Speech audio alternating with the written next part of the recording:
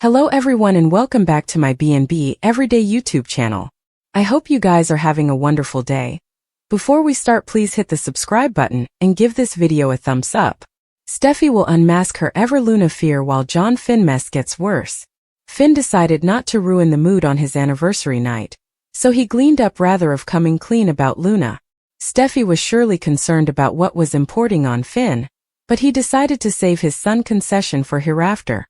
Of course, delaying the verity wouldn't make it any easier for Finn to discover. A new day will begin on Tuesday's show, but Finn wouldn't be ready to partake the whole story. Finn might pump the thickets formerly again, especially if he gets called into the sanitarium for an exigency that gives him a good reason. It's also possible Finn will simply tell Steffy about Luna's transfer out of her last captivity installation, and her now unknown whereabouts. Whatever the case, Steffy's going to remain curious until Finn offers up some form of an explanation. Finn will also have a discussion with Lee that puts him on the spot. Lee will contend she knows about Finn and Poppy, so Finn will compactly wonder if she's ever learned about their one-night stage and Luna's maternity. Still, Lee may just assume Finn called Poppy over to his office and gave her some support after Lee's allegations about Jack. While Finn's mess keeps getting messier, Steffy will speak with Ridge and Taylor about Luna. The three of them will bandy the agony Luna put Steffy through and how relieved they're that she's locked up. That said, there could be some enterprises about where Luna is now if Finn does come clean about her unknown position. Finn knows Luna is still confined nearly, but Steffy, Taylor and Ridge may feel uneasy if they do'n't know exactly where. Anyhow, Steffy will talk about all the struggles she's faced in her marriage, and confess a feeling that isn't going down.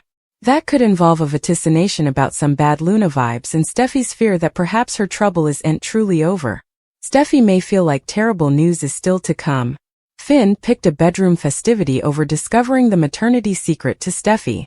At the Precipice House, Finn admitted that what he demanded to tell Steffy was complicated, and that he was floundering to reuse it. Steffy offered plenitude of consolation, but Finn suggested perhaps it was better to avoid a heavy discussion on their anniversary. Still, Steffy bothered it'd be importing on Finn all night. Not to mention she was curious now that Finn had said there was commodity she demanded to know. Finn talked about how much he adored Steffy and the kitties, so Steffy reflected on him saving her from Sheila and Luna. Although Finn strained up at the citation of Luna's name, he didn't reveal any news about her just yet. Steffy ultimately decided they should take effects to the bedroom and headed in for the coming phase of their anniversary festivity. Meanwhile, Finn looked at a snap of himself with Luna on his phone, and resolved to tell Steffy that he was Luna's father hereafter. At Bill Place, Luna heeded to Liam talk about what a dangerous psycho she was. Once Liam left, Luna expressed guilt over the whole Steffy fire, and wondered how she could have turned on Finn like that. At the Forrester manse, Brooke conceded that she was hurt over Ridge turning to Taylor so snappily. That said, Brooke was hopeful that Ridge would ultimately understand why she took the CEO job. Ridge still viewed it as a treason, but Brooke felt they could get through all this and pushed him to come home. Taylor came strutting in moments latterly, and wasn't surprised to see Brooke there. After Brooke and Taylor faced off over all the LLC preemption drama, Ridge encouraged Brooke to leave. Once Taylor was alone with Ridge, she confessed that there was a time when chancing him with Brooke would have made her insecure. Still, Taylor claimed that wasn't the case presently and played up her own future with Ridge before they participated a kiss. At Forrester Creations, Brooke got emotional as she looked at a CEO press release and flashed back to Rome recollections with Ridge. Despite how bleak effects looked in her love, Brooke refused to give up. Brooke may have to make some updates to her reunion strategy along the way, so stick with us for further prognostications on her forthcoming moves. Lee Finnegan having the wrong idea about Finn Finnegan and Penelope Poppy Nozawa. Meanwhile, Finn's stunner leaves Steffy Forrester Finnegan shaken. Plus, Carter Walton makes an insolvable request of Hope Logan. Keep reading and let's talk about the daily exercise clip. Carter and Hope. Suckers just watched as Brooke Logan and Carter bandied regret skirting the preemption. Carter has said multiple times he wishes Rich Forrester were doing this with him. It seems that Carter has some kind of idea of how to turn effects around. Carter heists Hope by the shoulders, saying he's having a hard time.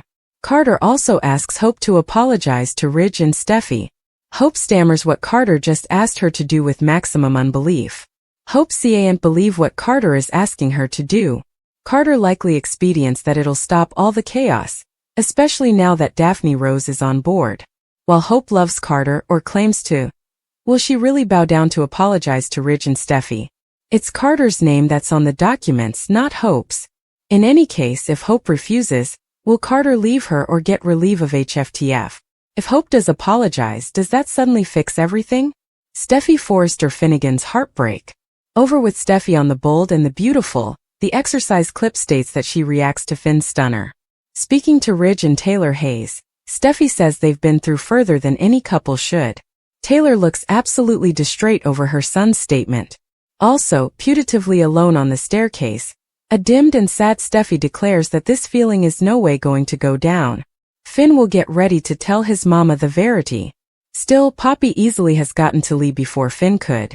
Before Finn can say anything about Luna Nozawa, Lee tells her son she knows. When Finn seems bewildered, a calm and smiling Lee says, "About you and my family?" Indeed, though Lee claims to know the verity, she easily doesn't know about Finn and Poppy's night of passion. Luna Nozawa's newest target in familiar family home. She's shifted her obsession from Bill Spencer to his son, Will Spencer. This thing would be realistic. Indeed, considering Will has fallen hard for Elektra Forrester. Luna has easy access to Morrow's character because she lives in Bill's manse. But unlike the first day she and her mama, Poppy Nozawa, had, Luna faces one significant adulatory roadblock.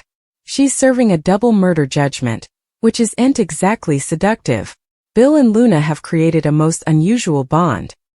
He was shocked when she kissed him while Poppy was in captivity, and indeed more so when learning that Yamada's character framed her mama. But Luna's letters broke through Bone Bill's tough surface. He was affected by her purposeful connection to their springtime. Luna successfully pushed the idea that their maters created lasting damage. Still, the only followership open to where Bill is coming from has a capacity of one. All other characters not named Luna will reject his manipulated and convoluted logic in having her judgment shifted to house arrest under his command. She couldn't repel kissing Bill while her mama was in jail. That was a significant mistake and sloped him off to her unstable nature. Yet, he's consciously overlooked that striking signal because he feels sorry for Luna. Killing two men, one of whom she believed was her natural father, was a far more violent illustration of lacking impulse control. And as the followership has seen, Luna hasn't made progress. She's still living in a fantasy world that would live inside a outside security captivity, if it weren't for Bill's power and influence in this adulatory world.